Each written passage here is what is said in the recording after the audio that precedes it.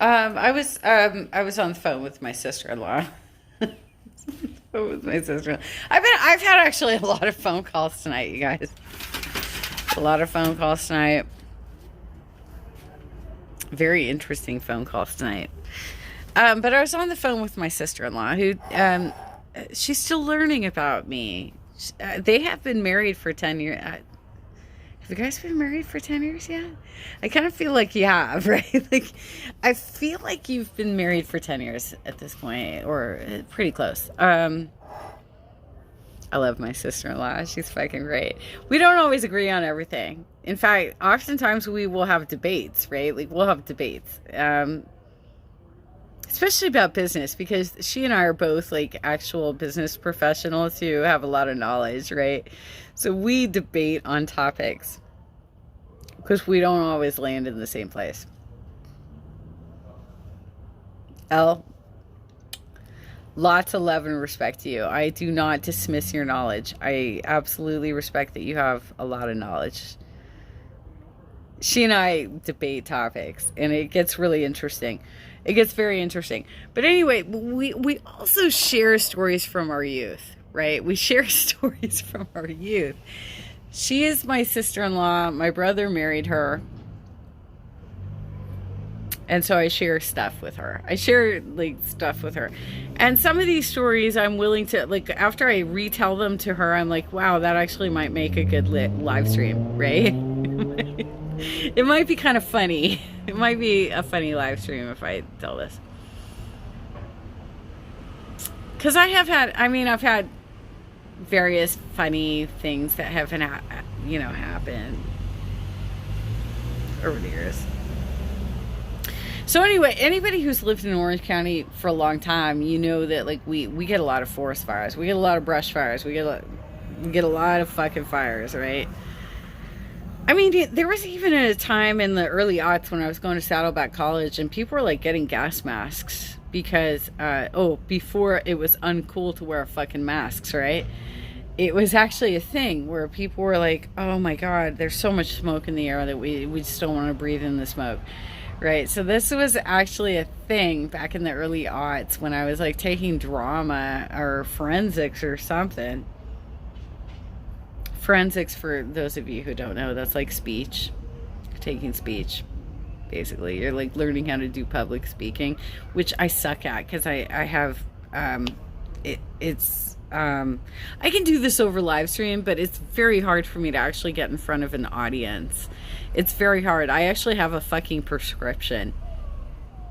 I actually have a prescription to calm my nerves to speak in front of an audience. I actually have a goddamn prescription for this. That is an adrenaline blocker because I start shaking. It's very hard for me to speak. And Luis was coming after me on my YouTube channel about this. He wants me to speak at this M4A event, which I'm not going to do because it's People's Party back. They got a Nazi speaking at it. No thank you, no thank you, no thank you. But even if it was like a normal regular event, I probably wouldn't do it because it's very, very hard for me to it's really hard for me to do public speaking.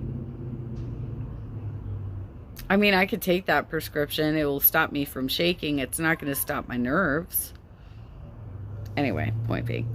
All right, so I was telling my sister-in-law this story. We used to have this dude. I used to be friends with this dude when I was a teenager, and he's a unicorn. He's a unicorn. He's a Republican gay dude. He's a Republican gay dude. And a vegetarian. And sometimes he would do vegan too. He would sometimes do vegan too. But he's a Republican unicorn. And I was friends with him when I was a teenager.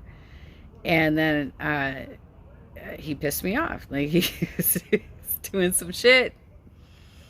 Saying some crap about me.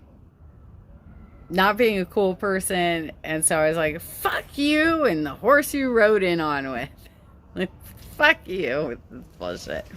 Right? So, so my brother, of course, invited him into our household. And he ended up renting a room from us. I gotta plug in. I only got 15% charge, but I am gonna do this one for you. So, this jackass. This jackass. So my brother used to do this shit to me all the time. He'd be like, "Oh, you don't like this person? Oh, well, I'm gonna invite this person in." Invite this person into our lives. So he ended up renting a room from us at my mom's house in Mission Viejo. There was a point at which he actually threatened to tell my dad like deep dark secrets about me that he knew because he was my friend as a teenager.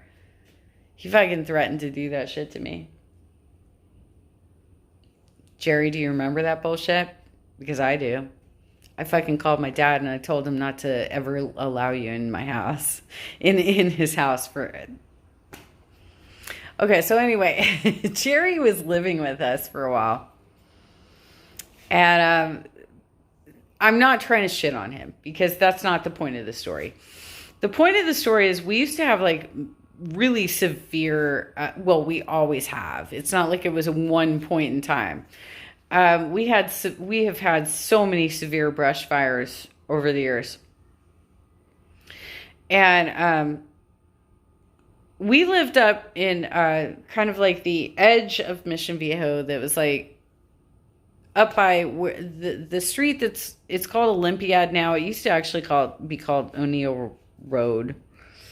And it got renamed after the 84 games because they did the bike races there. And when I was a little kid, like 84, when I was a little kid, we actually walked up to that street and watched the bike races happen. But this was much later. This is the 90s. This is the 90s now.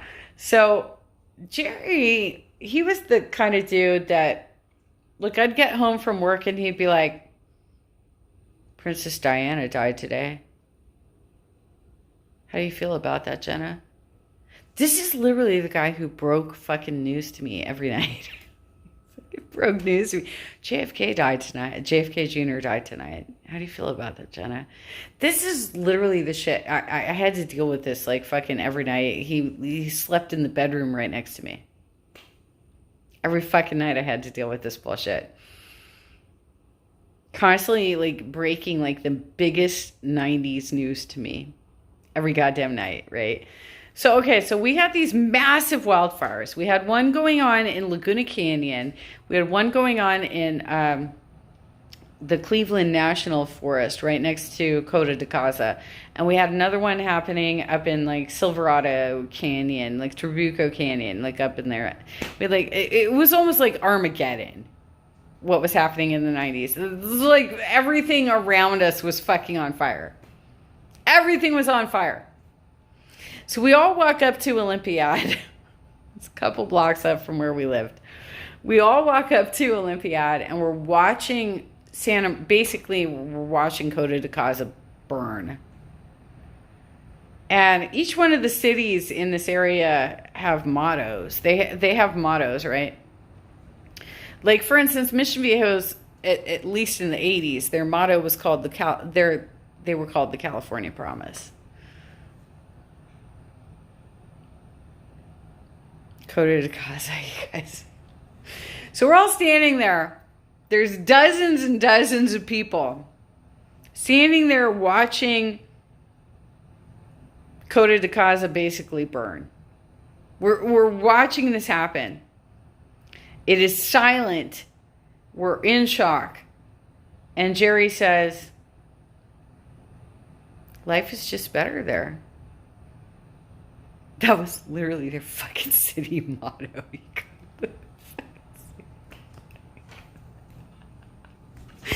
I can't even with you, Jerry.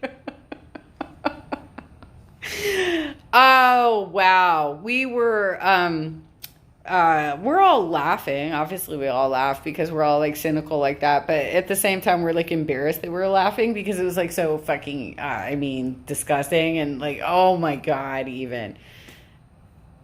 Anyway, childhood stories are kind of fun, y'all.